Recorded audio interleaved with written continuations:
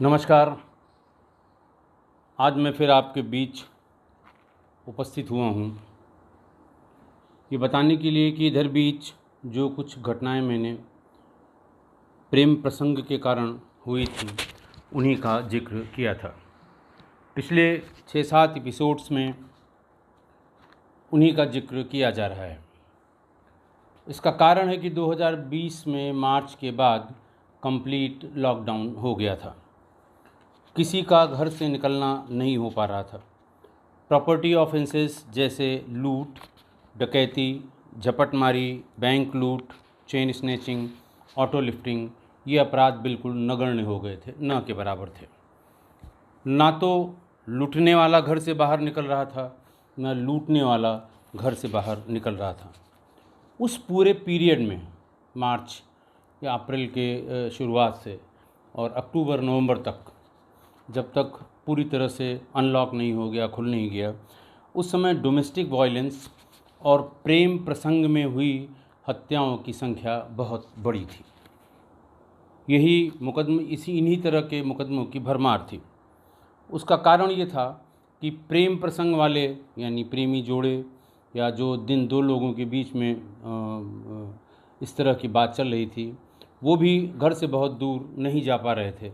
वही उसी गली मोहल्ले गांव में ही रहते थे और उन पर गिद्ध दृष्टि रखने वाले वो भी कहीं नहीं जा रहे थे और पूरा टाइम वो सिर्फ नज़र रखने का काम करते थे। मैंने इस समय होने वाली जो ऑनर किलिंग की घटनाएं थीं और आत्महत्याएं थीं, इनका पूरा डाटा आपके सामने रखा था किसी पार्ट में। मैंने इसके पहले जो आपको बताया उसमें प्रेम प्रसंग में पत्नी ने पति की हत्या कराई, बहन ने प्रेमी के साथ मिलकर भाई की हत्या कराई, भाभी ने प्रेमी के साथ मिलकर देवर की हत्या कराई। ये सभी आपराधिक घटनाएं जो थीं, इनमें ज़्यादातर का अनावरण भी हो गया, क्योंकि पुलिस के पास उस समय क्राइम का जो वर्क होता है, क्राइम के इन्वेस्टिगेशन थे, उनकी संख्या बहुत ज़्यादा नहीं थी इसी कोरोना के कारण। और इसी का फ़ायदा पुलिस कर्मियों ने भी उठाया, क्योंकि सारा महकमा कोरोना में बिज़ी था। कोरोना में बहुत ढेर सारे काम और थे, जैसे जो लोग बाहर से आ रहे थे, पैदल यात्रा कर रहे थे, मज़दूर थे, प्रवासी श्रमिक थे, इनको जगह जगह खाना खिलाने के लिए इकट्ठा करना, इनकी टेस्टिंग कराना, इनको आगे जाने के लिए फैसिलिटेट करना, ये सब करीब 2-2.5 महीने तक पुलिस इसमें उलझी रही। और उसके अलावा पुलिसकर्मी भी बहुत कोरोना से संक्रमित हुए थे, पुलिस उसमें भी उलझी रही। पहली बार यानी लास्ट ईयर जो जैसे किसी मोहल्ले में 2 निकले, फ़ौरन चारों तरफ से बल्ली लगा के उसको सुरक्षित किया गया। कंटेनमेंट जोन्स बहुत स्ट्रांगली बनाए गए थे। पुलिस और एडमिनिस्ट्रेशन के सारे लोग उसी में उलझे रहे और क्राइम के सुपरविज़न का जो काम था वो लगभग सेकेंडरी हो गया था। आज भी ऐसी ही एक घटना के साथ आपके सामने उपस्थित हुआ हूँ। बात 16 जून 2020 की है। जनपद है बदायूं, थाना था बिलसी। शाम करीब 8 बजे बिलसी के एक गांव हैबतपुर के रहने वाले भगवान दास सन ऑफ चोखेलाल वो थाने पर आए।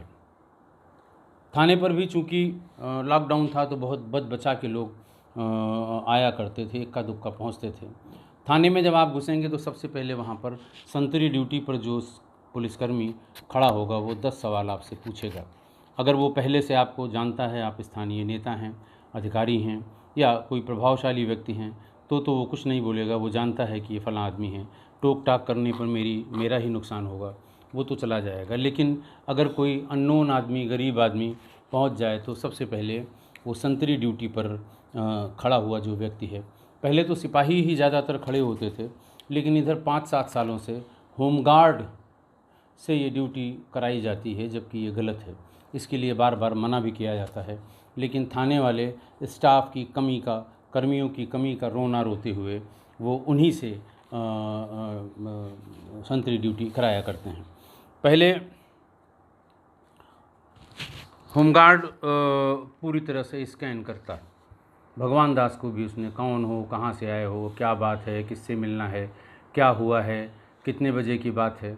हालांकि उससे कोई मतलब नहीं इन सब चीज़ों से, लेकिन वो स्कैन करेगा और देख लेगा कि उसके काम का आदमी नहीं है, किसके काम का आदमी है। वहीं सर संतरी ड्यूटी पर खड़े खड़े मुंशी दीवान जी को इशारा कर देगा कि ये जा रहे हैं, इनको भेज रहा हूँ। अगर मुंशी जी के बस का होगा स्कैन, पहले वो भी करेंगे, वो भी वही बात उतने सवाल उससे पूछेंगे थाना कार्यालय में बैठे हुए। अगर उनके बस का होगा तो वहीं पर ये मामला सेटल हो जाता है, वरना फिर ये इंस्पेक्टर साहब के पास फॉरवर्ड कर दिया जाता है कि इंस्पेक्टर साहब देखेंगे गंभीर मामला है या बड़ा मामला है। भगवान दास गांव का रहने वाला गरीब आदमी था, वो भी सारे स्कैनर पार करके किसी तरह इंस्पेक्टर के पास पहुंचा। इंस्पेक्टर को उसने बताया कि साहब मेरा लड़का संजय उर्फ संजू, उम्र तकरीबन 21-22 साल, ये शाम को 5 बजे खेत पर जाने के लिए इसने कहा था और अभी तक नहीं आया, या 4-5 घंटे हो गए हैं, और हम लोग जहाँ संभावित जगह है वहाँ पर ढूंढ चुके हैं, वहाँ मिला नहीं है, न ही खेत पर पहुँचा है। इंस्पेक्टर धर्मेंद्र कुमार ने कहा कि अभी 4-5 घंटे हो गए, तुम सीधे थाने पर आकर खड़े हो गए, बहुत ख़राब आदत है तुम लोगों की। जाओ रिश्तेदारियों में देखो, दोस्तों यारों में देखो, कहीं हम उम्र लड़कों के साथ घूम रहा होगा। अगर फिर भी नहीं आता तो दोपहर तक फ़ोटो लेकर और हुलिया किसी से लिखवा कर ले आना, तब हम देखेंगे। बेचारा भगवान दास मायूस होकर चला गया। अगले दिन यानी 17 जून 2020 को सवेरे 5 बजे ही गांव में हल्ला हो गया कि संजू उर्फ संजय की लाश वो कुंवरपाल सना बुद्धि के मक्के के खेत में जो शहतूत का पेड़ है उसमें लटकी हुई है। गले में प्लास्टिक की रस्सी का फंदा है और दोनों पैर उसके ज़मीन पर टिके हुए हैं। भगवान दास और उसका पूरा परिवार रोता बिलखता वहाँ पहुँच गया। गांव वालों ने समझाया, ढाढ़स बनाया और ये कहा कि सबसे पहले, इसके पहले कि इसको उतारा जाए, पहले पुलिस को इत्तला की जाए। कुछ गांव वाले साथ में हुए और उसको लेके सुबह 6:30 बजे थाने पर पहुंच गए। करीब 1 घंटे बाद इंस्पेक्टर साहब बाहर आए, देखते ही भगवान दास को पहचान गए। भगवान दास ने पूरी बात बताई कि ऐसे ऐसे मेरा बेटा वहाँ पर लटका हुआ है। इंस्पेक्टर साहब ने कहा तुम लोग मौके पर पहुँचो, हम फोर्स लेकर आ रहे हैं। पुलिस बल के साथ इंस्पेक्टर, डीएसपी यानी सीओ बिलसी, एसपी ग्रामीण भी पहुंच गए। फॉरेंसिक टीम और फोटोग्राफी की टीम भी बुलाई गई, क्योंकि संजय के दोनों पैर ज़मीन पर टिके हुए थे और कुछ अंदाज सा लग रहा था कि इसमें कोई फाउल प्ले है, इसमें कुछ दाल में काला है। बॉडी को उतारा गया, पंचायतनामा किया गया, 5 पंचों के गवाहों के सिग्नेचर कराए गए और उसको वहाँ से पोस्टमार्टम के लिए भेज दिया गया। 17 जून को ही बदायूं में मॉर्चरी में उसका पोस्टमार्टम हुआ। जिला चिकित्सालय के डॉक्टर प्रशांत ने उसका पोस्टमार्टम किया। पीएम रिपोर्ट में शरीर में 6 चोटों का आना बताया गया और cause of death due to antemortem injuries, asphyxia due to throttling, ये पीएम रिपोर्ट में अंकित हुआ।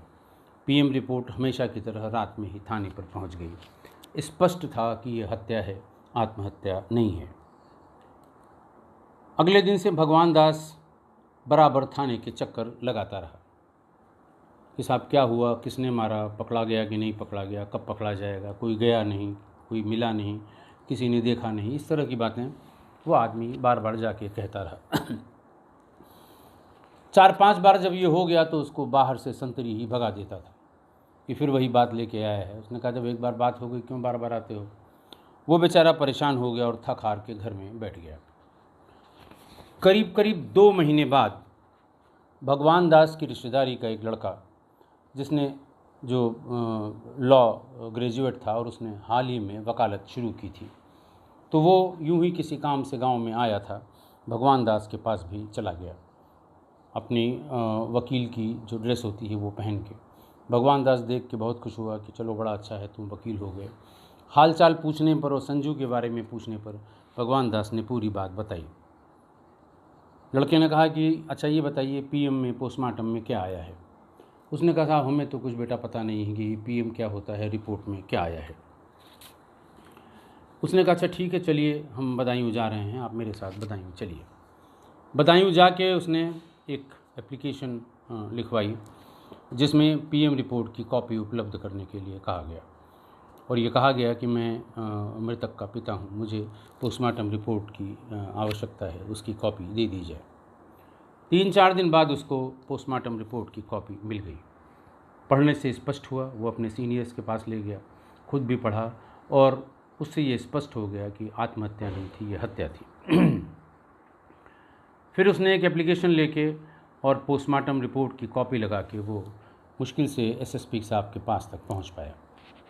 वहाँ उसने एसएसपी बदायूं को ये बताया कि किस तरह से उसके लड़के की इस तरह से वो बॉडी टंगी हुई मिली थी, पोस्टमार्टम हुआ था और पोस्टमार्टम रिपोर्ट संलग्न है, इसमें स्पष्ट है कि उसकी हत्या हुई थी, लेकिन न तो हमारी एफआईआर लिखी गई, न अब तक कोई कार्रवाई हुई। एसएसपी ने कहा कि ऐसा कैसे हो सकता है, हत्या को कोई कैसे छिपा और दबा सकता है, आप थाने पर जाकर आपने कॉपी नहीं ली होगी, एफआईआर ज़रूर हुई होगी, पोस्टमार्टम में इतना स्पष्ट होने के बाद भी एफआईआर न होने का कोई कारण नहीं है।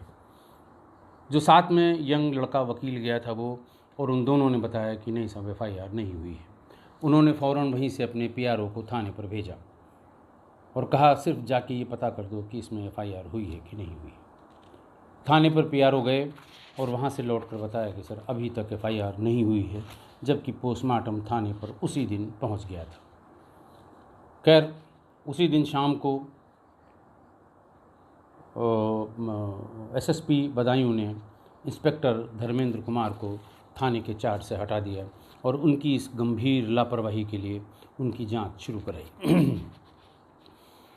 आरोप यही कि 4 महीने तक पोस्टमार्टम में ये स्पष्ट होने के बावजूद कि ये हत्या है, आप द्वारा न तो हत्या की एफआईआर की गई, न ही उसकी कोई विवेचना की गई। 3 तारीख को जब वो इंस्पेक्टर साहब हट गए, उनके खिलाफ़ जांच शुरू हो गई और जांच में भी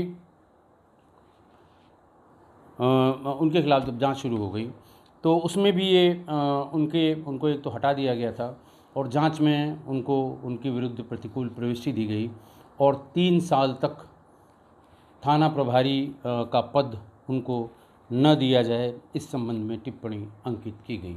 उनको थाना प्रभारी के पद से दूर किया गया। जैसे ही ये हुआ, मुकदमा कायम हुआ 3 अक्टूबर को। घटना मैंने आपको बताई थी कि 17 जून की थी। 17 जून को उसकी बॉडी मिल गई थी। 3 अक्टूबर को जैसे ही हल्ला गुल्ला हुआ, फ़ौरन भगवान दास को उसके घर से गाड़ी भेज के बुलवाया गया, उससे तहरीर ली गई और थाने पर मुकदमा लिखा गया।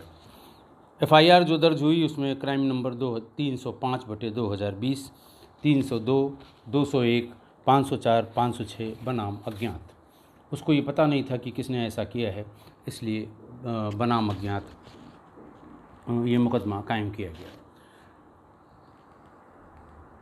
जो अंधेर थाने पर हुआ कि हत्या की एक एफआईआर 4 महीने तक नहीं लिखी गई, मैंने आपको बताया कि उसमें उसको पद से हटाया गया, सेंसर एंट्री दी गई और 3 वर्ष तक थानाध्यक्ष के पद के लिए अयोग्य घोषित कर दिया गया। जैसे ही ये एफआईआर लिखी, थानाध्यक्ष वहाँ से हटाए गए, पूरा थाना फ़ौरन गांव पहुँच गया। गांव हैबतपुर, थाना बिलसी। थाने का पूरा स्टाफ पहुँचा और उसने पूछताछ शुरू की और 2 दिन में ही हत्यारे पकड़ लिए गए। यानी हत्या की जो घटना 17 जून को हुई थी, उसकी एफआईआर 3 अक्टूबर को हुई और 4 अक्टूबर को हत्यारे पकड़ भी लिए गए। आप समझ सकते हैं कि किसको जानकारी थी, किसको नहीं थी, क्या हुआ होगा, कैसे इतनी जल्दी ये लोग गिरफ्तार हो गए।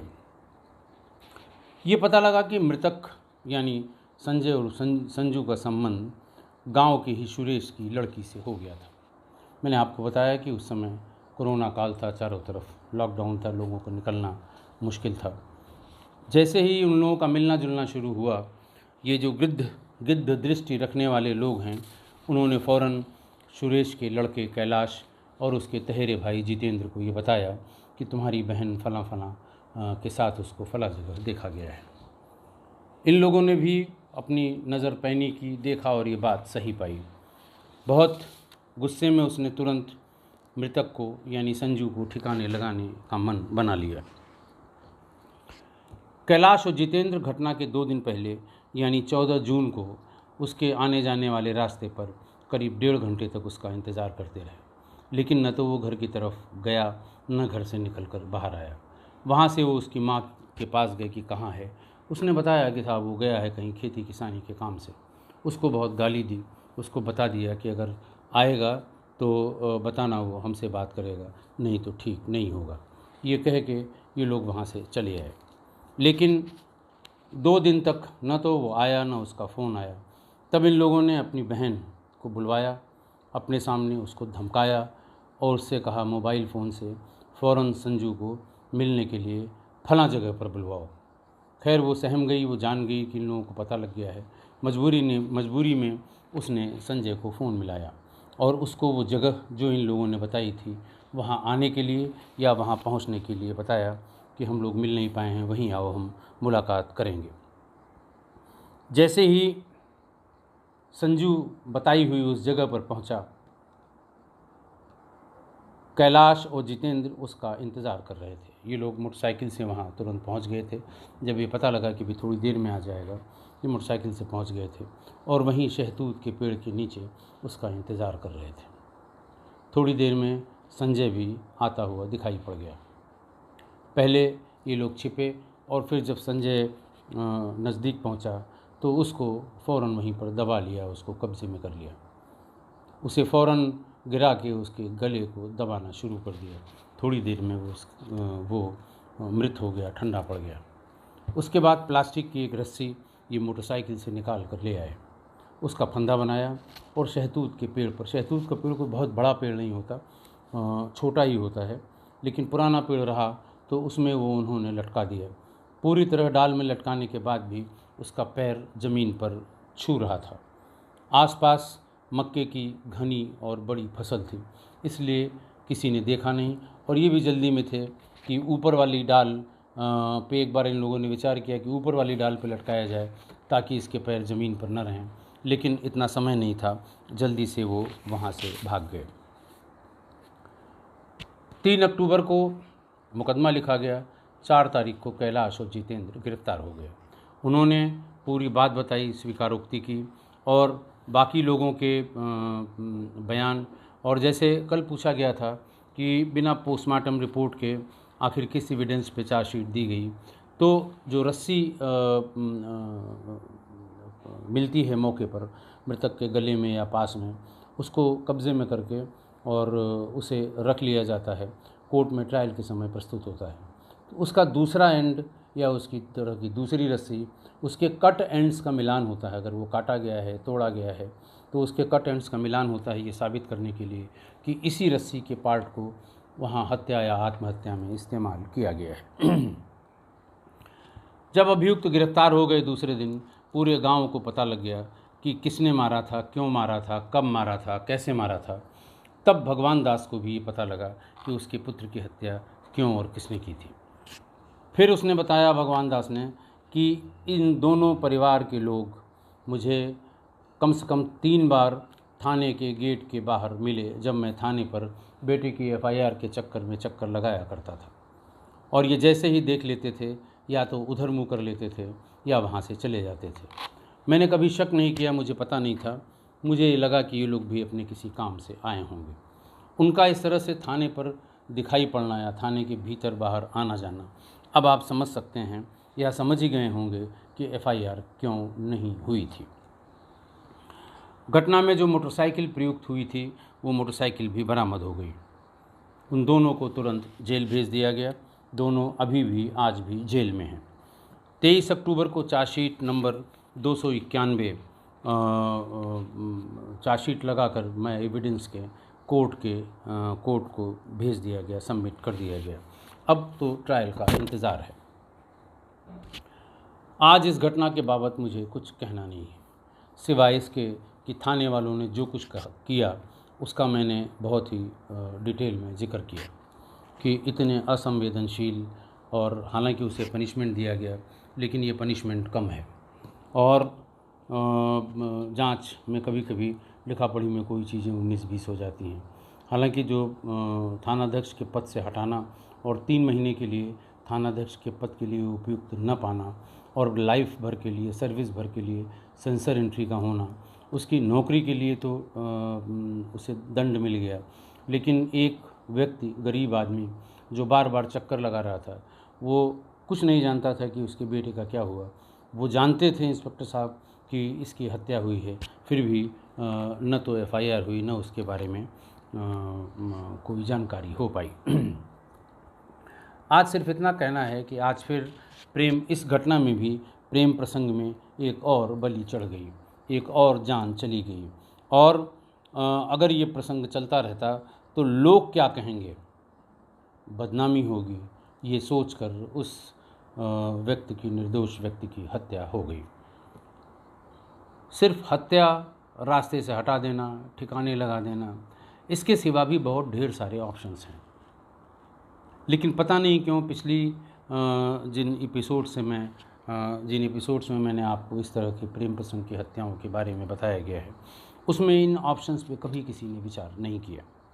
आपस की बातचीत, विचार विमर्श, दोनों परिवारों का एक साथ बैठ जाना, गांव के किसी जिम्मेदार आदमी का दोनों के बीच मध्यस्थता कराना, अगर दोनों पक्षों को राज़ी कर लिया गया है, दोनों पक्ष न मानते हुए भी उनको मनाया गया कि इनकी शादी कर ली जाए, या फिर जब नहीं मानते हैं तो ये तय कर लिया जाए कि भाई ये कुछ दिन तक ही लोग गांव से बाहर रहेंगे, कहीं और इनके रुकने की व्यवस्था करा दी जाए। लेकिन हत्या कर देना, मार देना, ठिकाने लगा देना, रास्ते से हटा देना, ये कहाँ तक जायज़ है? ये एक तो शुद्ध रूप से आपराधिक कृत्य है, बहुत बड़ा अपराध है। लेकिन फिर भी वही समाज में कि 4 लोग क्या कहेंगे, बदनामी होगी, इसी के चक्कर में लगातार उस पीरियड में इस तरह कई जानें गई हैं। आज के लिए बस इतना ही। बहुत बहुत धन्यवाद।